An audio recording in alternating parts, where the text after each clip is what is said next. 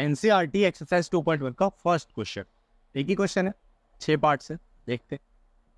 इस क्वेश्चन में हमको बताना है कि पॉलिनोमियल्स के जीरोस कितने। अब मैं तुम्हें पहले समझाता हूँ पॉलिनोमियल का जीरो मतलब होता क्या है। Let us suppose we have polynomial p of x is equals to x minus 1। Example है, पॉलिनोमियल का जीरो का मतलब है कि ये जीरो कब हो रहा है, कब हो रहा है मतलब किस x के लिए जीरो हो रहा है। देखते हैं किस x के लिए जीरो हो रहा है। p of x is equals to zero put कर देते हैं, तो वो अपने पास हो जाएगा x minus 1 is equals to zero. इससे हमारे पास आ जाएगा x इक्वल्स टू 1। इसका मतलब ये जो पॉलिनोमियल है ये x इज इक्वल्स टू 1 के लिए जीरो हो जाएगा। कैसे, पुट करके देख लो। जब हम इसमें पुट करेंगे 1 तो ये हो जाएगा 1 माइनस 1 इज इक्वल्स टू 0। इसका मतलब ये जो पॉलिनोमियल है इसका जीरो है क्या, x। इसका एक जीरो है x, और वो क्या है, x इज इक्वल्स टू 1। अब देखो y is equals to p of x। अब जब p ऑफ x जीरो हो जा रहा है इसका मतलब y जीरो है। y जीरो होने का मतलब ग्राफ में जो y कोऑर्डिनेट की वैल्यू है वो जीरो हो जाए। इसका सिंपल मतलब बस ये। अब आइए क्वेश्चन का ग्राफ देखते हैं जितने वो क्वेश्चन दिए हुए। पहला क्वेश्चन है ये, सपोज करते हैं कोऑर्डिनेट होगा 0,3 क्योंकि y एक्सिस पे है तो x की जीरो वैल्यू होगी और y की कुछ वैल्यू होगी। सपोज करते हैं 3 है, 3 होने का, और ये ग्राफ जो है एकदम बिल्कुल स्ट्रेट लाइन, मतलब ना तो ये नीचे जा रहा है ना ऊपर आ रहा है। इसका मतलब ये ग्राफ यहाँ भी 3 होगा, यहाँ भी 3 होगा, यहाँ भी 3 होगा, x की वैल्यू बढ़ती जाएगी, इधर इधर x की वैल्यू कम होती जाएगी और y की वैल्यू हमेशा 3 रहेगी।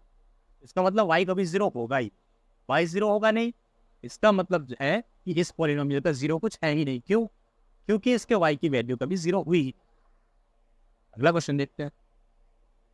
अगले में ग्राफ है कुछ ऐसा, ये ये ये यहाँ देखो, यहाँ पे जो है y की वैल्यू जीरो हो रही है। लेट अस सपोज ये कोऑर्डिनेट है 3,0। क्यों? क्योंकि x एक्सिस पे है तो y की वैल्यू जीरो होगी। y की वैल्यू जीरो है, इसका मतलब एक जीरो इसका यहाँ लाई करता है और कहीं पर लाई नहीं करता है, क्योंकि कभी भी y की वैल्यू जीरो नहीं है। तो बेसिकली तुम ऐसा समझ सकते हो, समझ क्या सकते हो, ऐसा होता ही है जब जब पॉलिनोमियल x एक्सिस को कट कर रहा है या फिर टच कर रहा है तब तक वो उसका जीरो को रीच कर रहा है। इसका मतलब y की वैल्यू वहां पे जीरो है। इस पॉलिनोमियल के लिए एक जीरो है, वो क्या है, क्या है ये तो नहीं पता क्योंकि ग्राफ में ऐसा मेंशन नहीं है। बस इस पॉलिनोमियल का number of zero is y।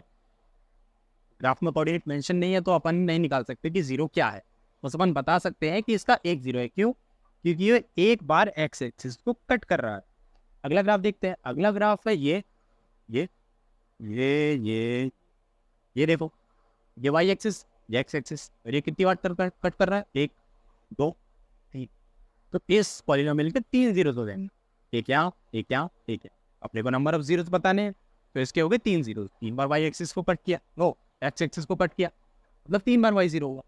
अगला ग्राफ देखते हैं। अगला ग्राफ है ये लेफ्ट साइड। ये देखो, एक बार यहाँ कट हुआ, एक बार यहाँ कट हुआ x एक्सिस, ये x है, y, इसके कितने जीरोस हो गए, 2 2 बार y जीरो हुआ। अगला ग्राफ देख लो, कोई भी डाउट हो तो तुम पूछ सकते हो कमेंट्स में। अगला ग्राफ देखते हैं। ये और ये हाँ ऐसे ही। अब देखो, एक यहाँ एक यहाँ एक यहाँ एक यहाँ, 4 बार x एक्सिस को कट किया, मतलब 4 बार y जीरो हुआ। तो इसके जीरोस कितने हो गए, 4। ओके, अगला क्वेश्चन देखते हैं, लास्ट क्वेश्चन। ये देखो, ये थोड़ा इंटरेस्टिंग है। ये मैं क्या बताया था, जब जब x एक्सिस को कट करेगा या टच करेगा तब तक उसका जीरो रीच होगा। क्यों? क्योंकि इस कोऑर्डिनेट पे मान लेते हैं कुछ -1,0 होगा। क्यों? क्योंकि ये एक तो x एक्सिस पे मतलब y से जीरो होगी। इधर देखो, एक बार यहाँ कट किया, एक बार यहाँ टच किया, एक बार यहाँ टच किया, ये पॉजिटिव में कुछ होगा। Late us suppose 3,0। जीरो क्यों होगा y? क्योंकि ये x एक्सिस पे लाई कर रहा है तो y जीरो होगा। इसके कितने जीरो हो गए, 1 2 3। बस सिंपल। कोई भी डाउट हो तो आप कमेंट में पूछ सकते हैं मुझसे।